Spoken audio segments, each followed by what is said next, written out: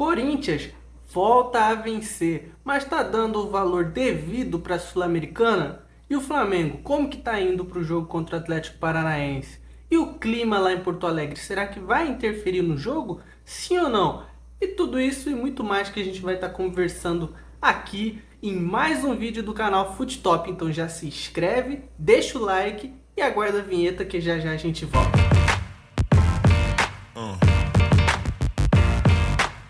Vamos lá, né, galera? Uma ótima quarta-feira para você, uma ótima quarta-feira para você que vai assistir o jogo no estádio, que vai assistir o jogo de casa, pela televisão, com os amigos, independente de onde você esteja, uma ótima quarta-feira para você, que seja uma quarta-feira abençoada para você.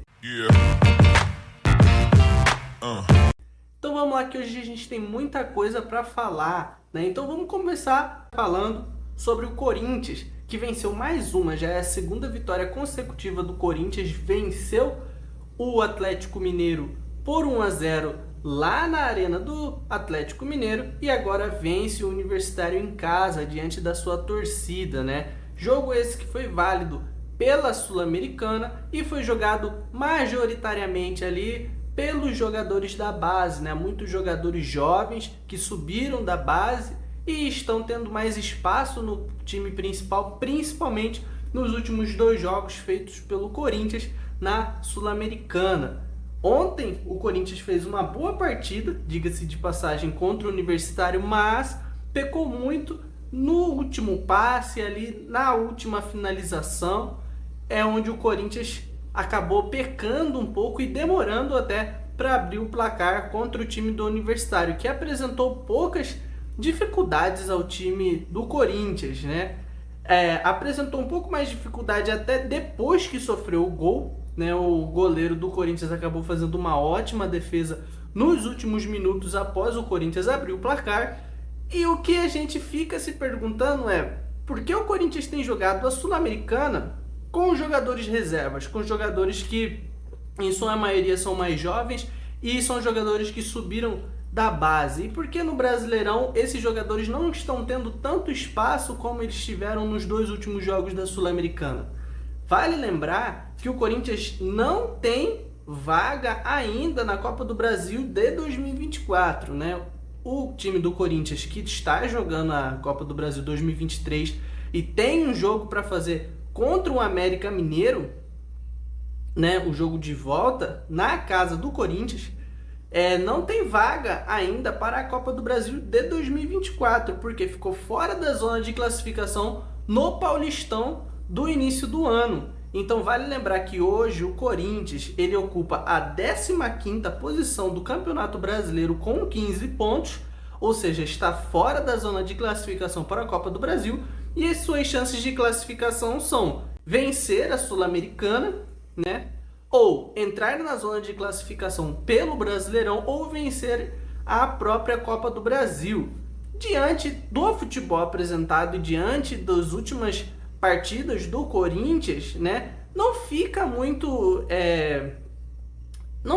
evidente o porquê do Corinthians selecionar a Sul-Americana como um torneio secundário, onde ele não joga com o seu time principal, né? Até muitos torcedores do Corinthians brincam dizendo que na verdade o time principal está jogando a Sul-Americana e o time reserva está jogando o Brasileirão por conta dos desempenhos dos jogadores, mas, né, fica essa questão, já que a Sul-Americana, além de garantir a vaga para a Copa do Brasil do ano que vem, ela também garante uma premiação de quase 50 milhões ao vencedor, ou seja, é um dinheiro muito bom para se entrar em caixa, né? São 50 milhões em premiação. E também agora com um novo torneio, temos o confronto do vencedor da Sul-Americana com o vencedor da Europa League. Então fica esse questionamento sobre por que o time do Corinthians tem usado esses dois elencos diferentes, entre aspas, uma competição como a Sul-Americana, que são competições que é uma competição internacional, onde você geralmente utiliza jogadores mais experientes. O Corinthians tem ido na contramão, talvez ali pela história dela ser considerada uma subcompetição aqui na América do Sul, visto que a Libertadores é o objetivo principal da maioria dos clubes. Fica a critério do clube definir qual é a sua competição principal ou não, né? Mas, ao meu ver, o Corinthians poderia sim levar a Sul-Americana um pouco mais a sério, visto todos os benefícios que ela pode remeter ao clube, né? E agora vamos mudar de assunto. Falamos agora sobre o confronto que vamos ter hoje entre Grêmio e Bahia na Arena do Grêmio, ou seja, lá em Porto Alegre, que nesse momento chove e chove bastante em Porto Alegre, né? Tem previsão de chuva para o dia todo, a noite toda, então o jogo promete ser um jogo bem truncado, né? O jogo de ida da Copa do Brasil, que terminou em 1-1 entre essas duas equipes, foi um jogo muito pegado.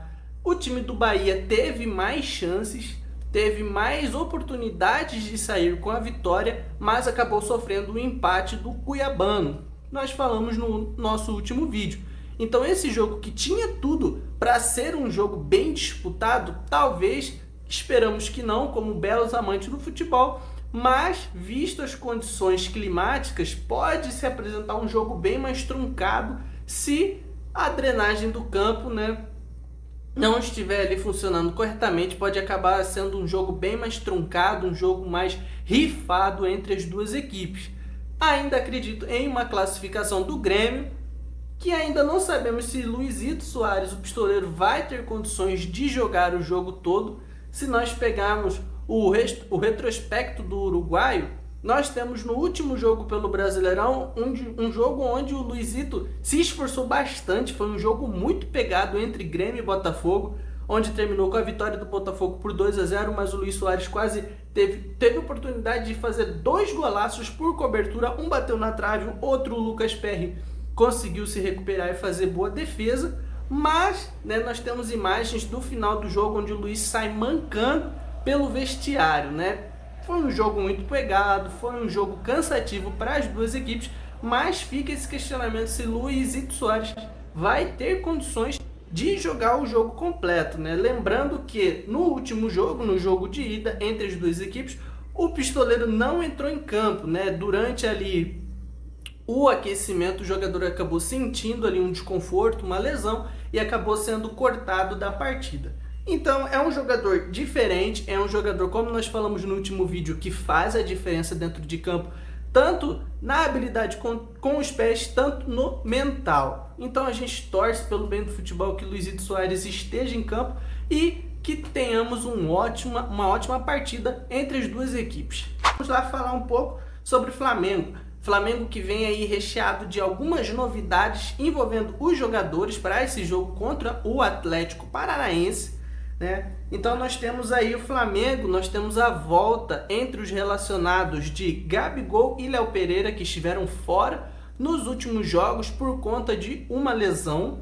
Nós temos também, infelizmente, a lesão do Bruno Henrique, que se lesionou contra o Palmeiras no último final de semana em um pisão do jogador Luan, uma imagem fortíssima, principalmente se a gente levar em conta que o Bruno Henrique é um jogador que ficou quase aí 1 ano parado, sem jogar futebol por conta de uma lesão num jogo contra o Cuiabá no Brasileirão de 2022, e estava agora em ótima fase, voltando a encontrar o seu bom futebol, já tinha feito gols pelo Flamengo desde o seu retorno, gols importantes, inclusive o gol da virada contra o Atlético Paranaense no Maracanã semana passada foi dele, do Bruno Henrique, mas acabou se lesionando. Foi confirmado ali pelo staff do Flamengo que ele teve um estiramento ligamentar, né, após uma entorse.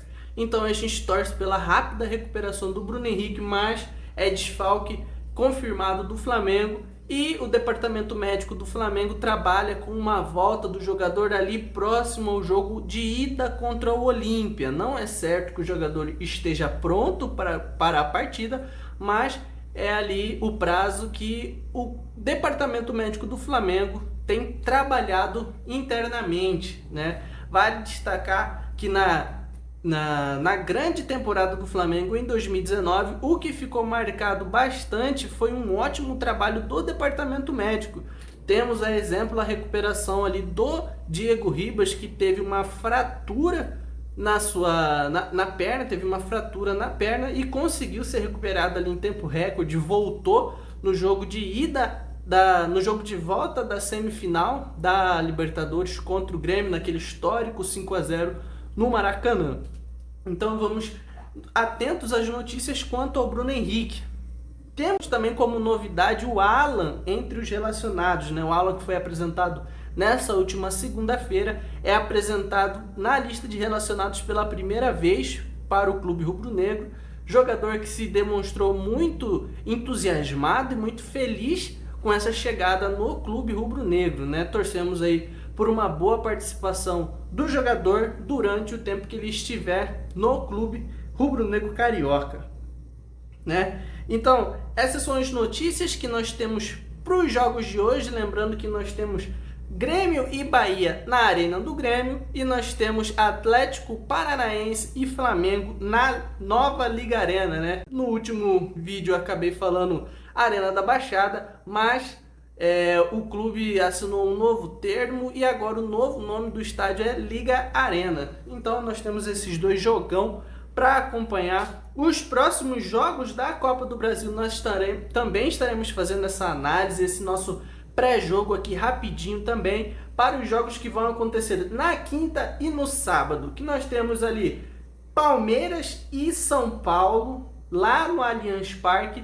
e no sábado nós vamos ter um confronto entre Corinthians e América Mineiro na Arena do Corinthians, né? Na Neoquímica Arena. Então é isso, galera, espero que tenham gostado e, né, não vale só a minha opinião, né? Como eu disse no último vídeo, eu tenho as minhas expectativas de que Flamengo acabe se classificando, São Paulo acabe se classificando, que o Grêmio acabe se classificando e que o Corinthians, o jogo do Corinthians diz que seria um jogo muito importante para o time do Corinthians, se ele se classificasse ou não, mas eu acredito que o América vai acabar conseguindo essa classificação, né? Mas de nada vale, né? Somente a minha opinião. Então eu fui na rua hoje e decidi falar com duas pessoas que eu encontrei, duas pessoas que são aqui da minha região, moram aqui na minha região. Hoje eu moro no Rio de Janeiro, né? Então eu falei com duas pessoas que eu vejo cotidianamente falando sobre futebol aqui pertinho de casa e eu fui perguntar a opinião dessas duas pessoas. Então fique com o vídeo aí para encerrar esse nosso vídeo e até o nosso próximo encontro, galera. E é isso, valeu! Então, pessoal, estamos aqui para o nosso vídeo entrando na rua, né? Tô aqui com o Reinaldo e o Reginaldo. Reinaldo, para o senhor, Flamengo e Atlético Paranaense, quem passa? Flamengo. O senhor é? Rubro-negro. Flamengo, né? Para o senhor, não vou nem perguntar pela camisa, né? Flamengo também, né? Tô bem. Agora, senhor Reginaldo, América Mineiro e Corinthians. Corinthians, mesmo com a desvantagem do primeiro jogo. Mesmo com a desvantagem do primeiro jogo, eu acho que o Corinthians tem toda a condição de virar lá. Senhor? Corinthians. Corinthians também. Agora esse é pedreiro, hein? São Paulo e Palmeiras, lá no Allianz Parque. O São Paulo jogou muito bem. Se jogar do jeito que tá jogando, eu acho que vai um empate, passa o São Paulo. São Paulo, e pro senhor? São Paulo. São Paulo também. E pro último confronto nós vamos ter Grêmio e Bahia, lá na Arena do Grêmio. Olha, Grêmio e Bahia, eu acho que o Bahia passa. O Bahia tá jogando muito direitinho esse ano aí. Tá com o time arrumadinho, eu acho que o Bahia passa. Bahia, né? E pro senhor? Eu tenho a minha dúvida, mas pra mim é o Grêmio. Grêmio, né? Então tudo certo. Obrigado aí, tá, pessoal? Nada. Yeah.